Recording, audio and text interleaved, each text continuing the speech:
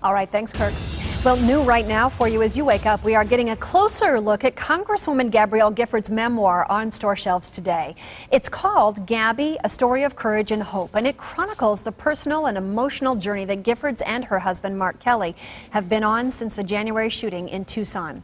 Now, I did download the book early this morning, and we've been going through the pages for you, reading the book, and it is powerful. Kelly writes, from the day that Gabby was shot, she had lost her ability to formulate any original questions. And for those of us who love her, that was one of the most difficult aspects of her injury. She either had no urge to ask a question, or more likely, the broken pathways in her brain weren't allowing it. It was sad for us to see. Well, though Giffords is on the road to recovery, we know that she will not be returning to Congress right now. She did tell Diane Sawyer in an exclusive interview seen right here on ABC15 last night that she will not go back until she is better. And this morning, for the first time since that emotional interview, we are now hearing from others who have witnessed Gabby's progress since the day of that shooting. ABC15's Hatzel Vela live right now in our newsroom. And Hatzel, I know you talked to her spokesperson, Mark Kimball. Does he feel the same about her now that he has seen that interview? It was so powerful to see the recovery process.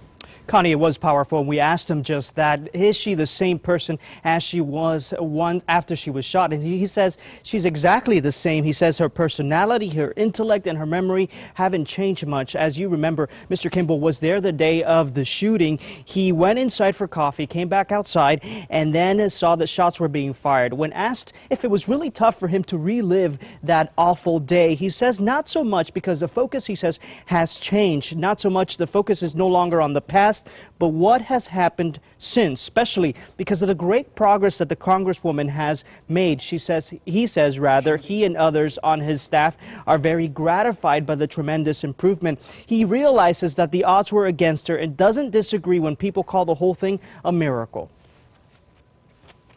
She certainly was treated by some very skilled doctors here in Tucson, and since then she's had a great team of therapists she's worked with, and she's dedicated herself to making sure she gets better.